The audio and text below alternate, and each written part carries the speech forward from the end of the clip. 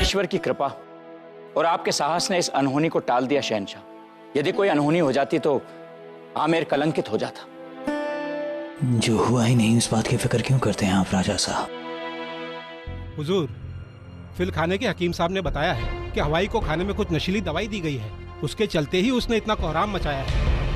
हम बखूबी जानते हैं अदका साहब, जानते हैं कि हमलावर हमारे और हवाई के रिश्ते से वाकिफ था। उसे मालूम था कि अगर हवाई को कुछ होगा तो उसे संभालने हम जरूर आएंगे और उस दौरान हमारी जान को खतरा होगा।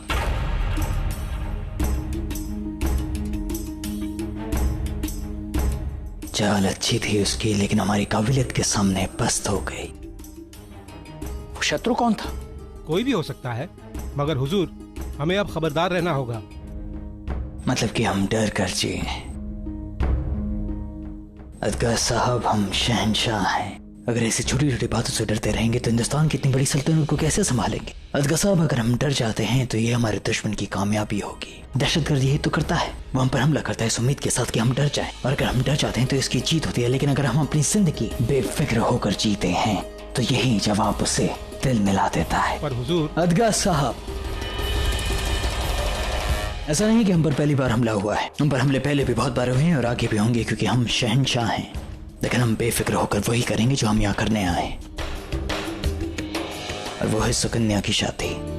शहंशाह, आप उम्र में हमसे बहुत छोटे हैं, फिर भी आपसे बहुत कुछ सीखने को मिलता है।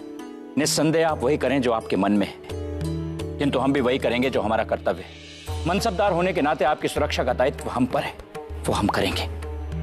जिसने भी ये षड्यंत्र किया है उसे ढूंढने में हम कोई कसर नहीं छोड़ेंगे, ये हमारा वचन है। आमेर आपकी रियासत है राजा साहब, आप बखूबी जानते हैं कि आपको क्या करना है, आपको हुकूमत कैसे करनी है। ये हम आपको नहीं बता सकते हैं, आप बेहतर जानते हैं। पर सच कहें तो राजा साहब, हमें हमलावर से ज्यादा हवाई की फिक्र हो रही है। आज वो बेजुबान हमारी वजह से तकलीफ में है। गुस्ताखे माफ हो मलिक आज़म, जलाल पर हमला हुआ है और इस वक्त भी चुप बैठना बुज़दिली हो जाएगी। कभी कभी चुप बैठने में ही समझदारी है माहम।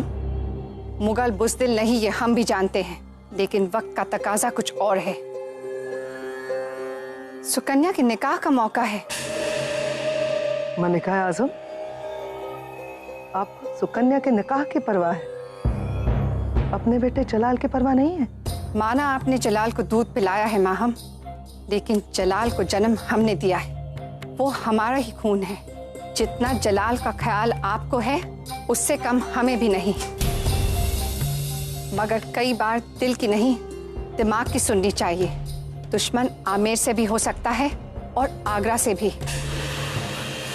क्या आप भूल रही हैं, जलाल आमेर पहुंचा भी नहीं था, तब भी उस पर हमले हुए थे। ग्वालियर के हकीम साहब को रोकने की कोशिश की गई थी ताकि जलाल की सेहत न सुधरे। हवाई को जलाल कितना पसंद करता है ये आमेर के लोगों से ज्यादा हमारे लोगों को पता है। हमलावर हम में से एक भी हो सकता है, इस बात को जलाल बखूबी समझता है, इसीलिए खामोश है। वो जो भी फैसला करेगा हम उसके साथ हैं। माफ कीजिएगा मलिक आज़म, आपके बेटे जलाल से मोहब्बत करते हैं हम, इसीलिए ऐसे ख्याल दिल में आए और मुंह से ऐसी बात निकल गई। माफ कीजिएगा।